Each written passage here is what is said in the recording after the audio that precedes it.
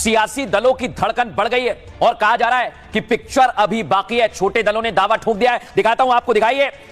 एक तरफ नीतीश कुमार है, दूसरी तरफ तेजस्वी है और पीके भी अब दावा ठोक रहे हैं सीएम को लेकर। लेकिन अगली तस्वीर आपको दिखाऊं, इधर एनडीए में बैठकों का दौर शुरू हो गया। देख रहे हैं आप, विनोद तावड़े, धर्मेंद्र प्रधान प्रभारी हैं बिहार के, और इधर बैठे हुए हैं चिराग पासवान। और चिराग के घर पर बीजेपी नेताओं का आना सीधा मतलब यह है कि सीट को लेकर दोनों की बातचीत चल रही है। अगली तस्वीर आपको दिखाता हूं, यहां आप देखिए, ये देखिए, यहां पर मीटिंग हो रही है और सीधी ये बातें समझ में आ रही हैं कि इस समय बिहार में गेम चल रहा है। मांझी को भी मनाने की कोशिश हो रही है। अगली तस्वीर दिखाइए, क्योंकि अलग अलग जगह दावा ठोका जा रहा है, लेकिन खबर यह है कि पीके और अलग अलग तस्वीर सामने आ रही है उनकी पार्टी को लेकर भी। अगली तस्वीर दिखाइए जरा।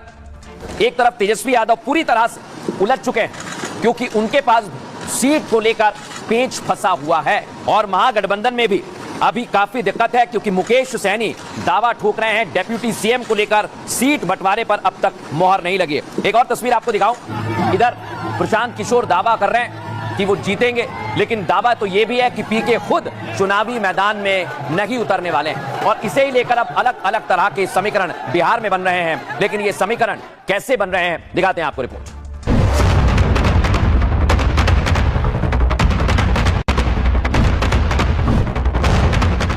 बिहार में चुनाव से पहले घर में घमासान मचा है। एनडीए में सीटों का बंटवारा अब तक नहीं हुआ। 2020 की तरह चिराग इस बार भी आड़ा तिरछा हो रहे हैं। बिहार में विकास के मॉडल पर जो पिछले 20 वर्षों से काम बिहार में हो रहा है, जनता उस पर मतदान करेगी। हर बिहारी अपने को पूरी पवित्रता और पारदर्शिता के साथ विकसित बिहार बनाने के संकल्प को साकार करेगा। महागठबंधन में भी अभी नहीं तो कभी नहीं जैसा माहौल है। महागठबंधन में तेजस्वी के सीएम कैंडिडेट पर पेच फंसा हुआ है। मामला इतना उलझा है कि तेजस्वी चुप है और कांग्रेस भी कुछ नहीं बोल रही। सब इंटरनल सेटल है। लगता है कि कल आप लोग को हम निमंत्रण शाम तक भेज देंगे।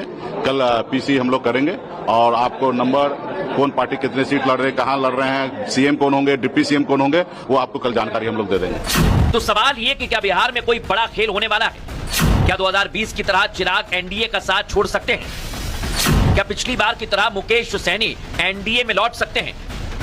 फिलहाल कुछ भी कहना मुश्किल है, लेकिन ऐसे हालात बने हैं सीएम और डिप्टी सीएम की कुर्सी को लेकर।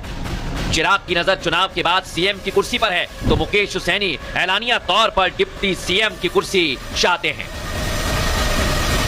मैं आपको बताने वाला हूं, चिराग पासवान ने बहुत बड़ा अड़ंगा लगा दिया है। दर्शकों, खबर है कि चिराग मान नहीं रहे। बिहार में चुनाव की तारीखों का ऐलान हो चुका है और एनडीए में सीटों को लेकर बंटवारा तय नहीं है। बड़ी खबर बता रहा हूं आपको, बीजेपी जेडीयू में सीटों को लेकर लगभग सब कुछ